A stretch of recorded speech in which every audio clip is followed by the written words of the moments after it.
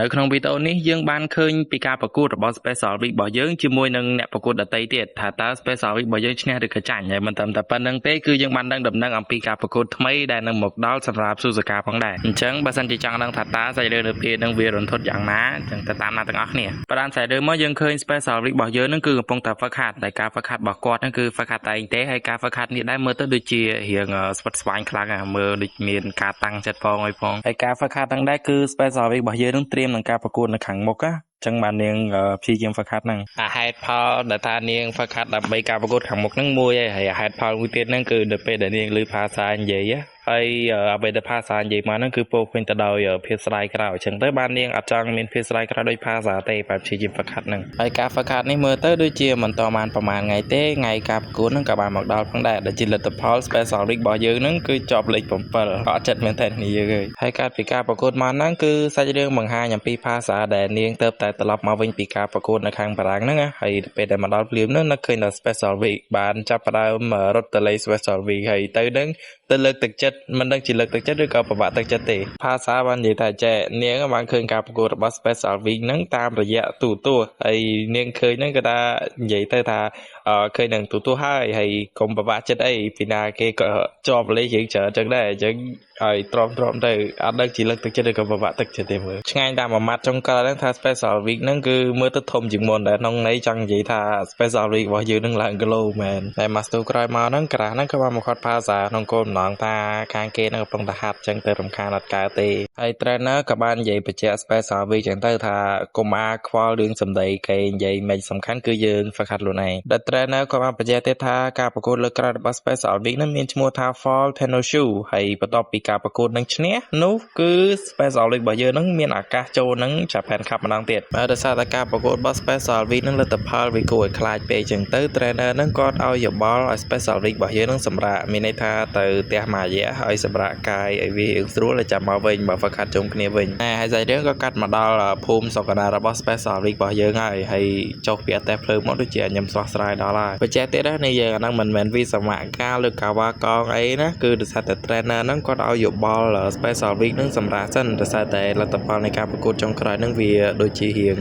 គួរខ្លាចដែរជាប់លេខ7អត់ដែរជាប់ទេអញ្ចឹងគឺគាត់សម្រេចចិត្តឲ្យ Special Week របស់យើងហ្នឹងសម្រាប់មួយរយៈសិនក្រែងថា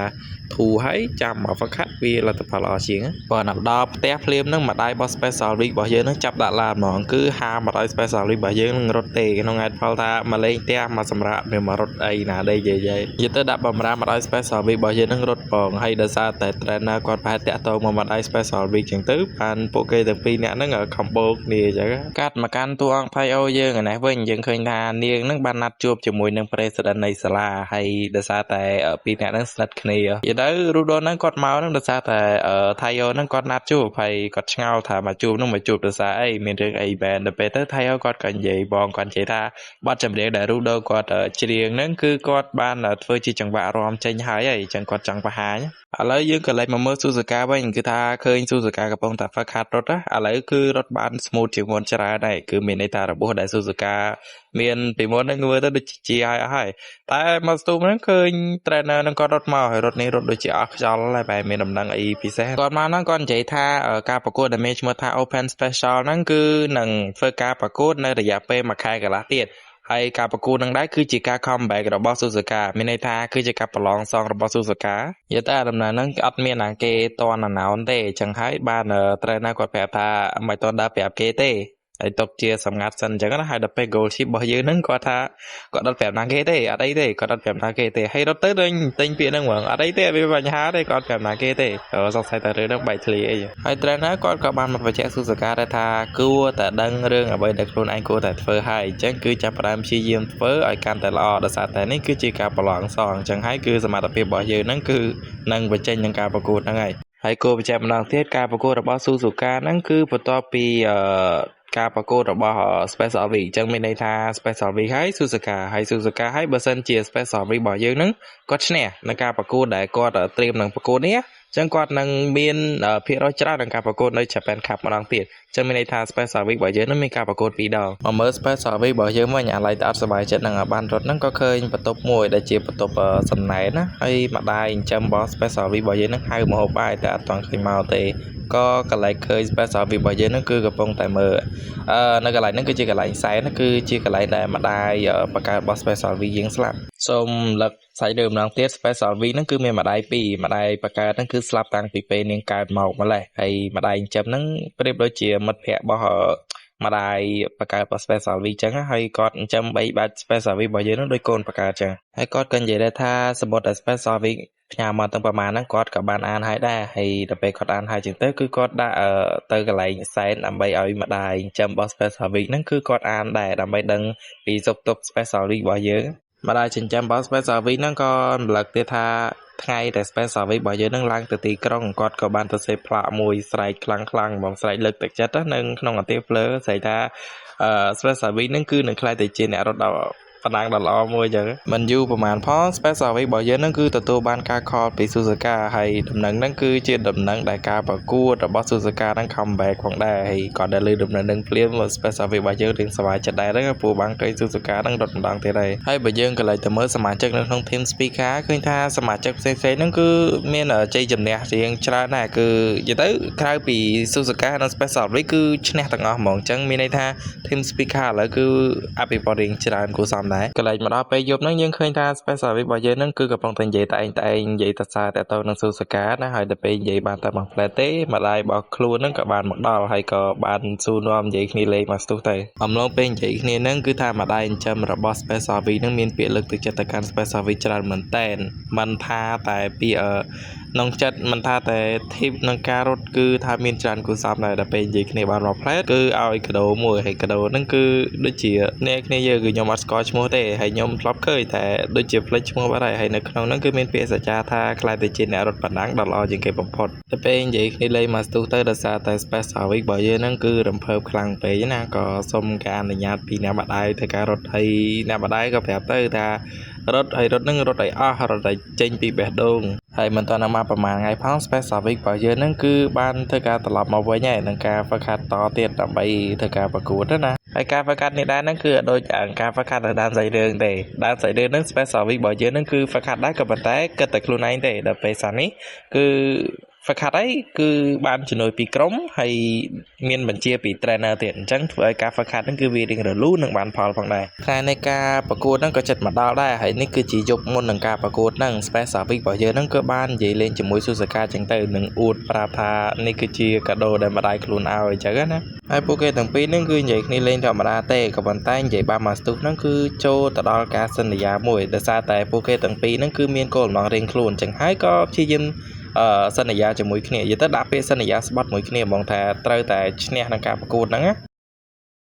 ាបឹមថ្ងៃស្អែកដែលជាថ្ងៃប្រកួតហ្នឹងគឺបានមកដល់ហើយនេះគឺជាកីឡាករទាំងប្រមាណដែលគេធ្វើការប្រកួតហ្នឹងមើលទៅមានទាំងភ្ញៀវមានទាំងអ្នកទស្សនាច្រើនកកណាស់គ្នាយើងហើយមិនត្រឹមតែប៉ុណ្្នឹងទេស្ត្រីចាស់របស់ Space Service របស់យើងហ្នឹងគឺត្រឡប់មកវិញហើយគឺមានដូចជា King Halo ជាមួយនឹង Science Sky episode ប្រមាណនោះដែលថាប្រកួតគ្នាចាញ់ពីរអ្នកហ្នឹងហើយយើងក៏ដឹងថា Suzuka ហ្នឹងអត់មកមើលទេគឺនាងទៅហ្វឹកហាត់កន្លែងដែលនាងហ្វឹកហាត់ហ្នឹងគឺនៅចិត្តទីលានប្រកួតហ្នឹងទេនិយាយទៅខុសគ្នាតែមកចាអាបហ្នឹងនៅលើសំឡេងនៃការប្រកួតនឹងការដែលគេអត់ណោនដែរអញ្ចឹងតែ Suzuka នឹងជាប់លេខអីឬក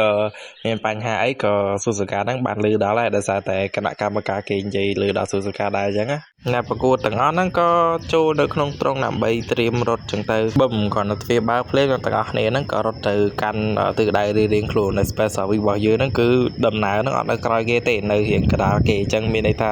ាគោលដៅរបស់ Space Service របស់យើងហ្នឹងគឺរត់ពីកណ្ដាលហ្នឹងទៅ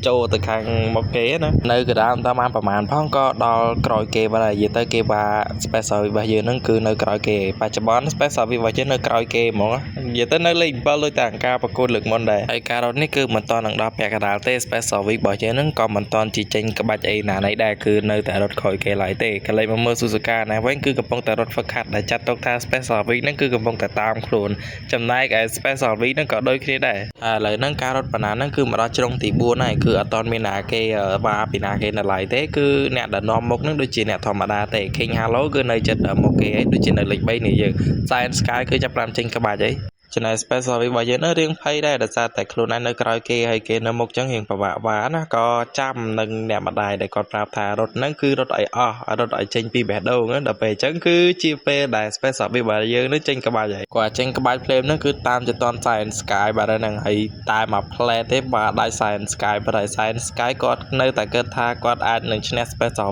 ក៏ប៉ុន្តែចម្ងាយរវាងពួកគេទាំងពីរចាប់ផ្ដើមឃ្លាតកំលាតរៀងឆ្ងាយគូសោហើយចម្ងាយហ្នឹងគឺក្រោមតែ200ម៉ែត្រទៀតទេដល់ទីហើយអ្នកដែលនៅមកគេហ្នឹងគឺ King Halo បច្ចុប្បន្នណាហើយ special របស់យើងហ្នឹងគឺកំពុងតែត្រៀមវ៉ាផងដែរអត់ចាំពេលយូរទេតែវ៉ា Science Sky ភ្លាមហ្នឹង King Halo ហ្នឹងក៏នាងអត់ទុកដែរ special របស់យើងហ្នឹងគឺវ៉ាដាច់ King Halo ហើយដែលចាប់នឹងអតីតកាលថាពីរអ្នកហ្នឹងដុតនាងហើយនឹងរឿងអតីតកាលផ្សេងទៀតដែលថានាងទៅការប្រកួតឲ្យចែកណាហើយអញ្ចឹងទៅក៏អត់លើកលែងនឹងការប្រកួតនេះទេការប្រកួតហ្នឹងគឺធ្វើមិនដើម្បីតែឈ្នះចំណែកឯស៊ូសាកាវិញក៏គិតដូចគ្នាដែរគឺនាងដោយសារតែរបួសអញ្ចឹងហើយគឺនាងត្រូវតែយកឈ្នះឲ្យបានហើយពីរអ្នកហ្នឹងដូចជាមើលឃើញគ្នាអញ្ចឹងហើយដូចជាចំណាយពេលអត់យូរប្រហែលទេ special របស់យើងហ្នឹងគឺកំពុងតែរត់វ៉ាគេផ្សេងទៀតហើយបច្ចុប្បន្នហ្នឹងគឺនាងអត់តន់ដល់លេខ1ទេហើយឥឡូវហ្នឹងគឺកំពុងតែវ៉ាគេឯងអ្នកគ្រប់ត្រវិញនិយាយពីថាហូនោះហូក្រោមសម្រែករបស់ខ្លួនឯងហ្នឹងគឺថាមានកម្លាំងចិត្តនឹងការរត់ទៅមុខទៀតហើយដោយសារតែសល់កម្លាំងខ្លួនឯងនៅរៀងច្រើនដែរ special របស់យើងហ្នឹងគឺនាំមកគេហើយនិយាយទៅសាហាវដែរនៅយើងការប្រកួតសាមុនជាប់លេខ7សោះហើយមកប្រកួតសានេះលេងជាប់លេខ1មើលដល់ពេលអញ្ចឹងវាចូលលក្ខណៈរឿង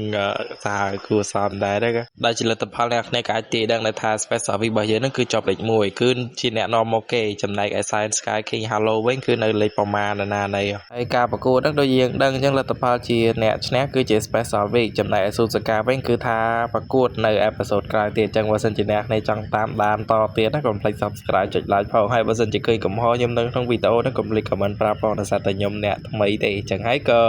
អ្នកគ្នា comment ប្រាប់ខ្ញុំទៅគឺខ្ញុំអាចទាំងកែតទៀតណាអញ្ចឹងបាយបាយនេះយើងជួបនៅវីដេអូក្រោយទៀត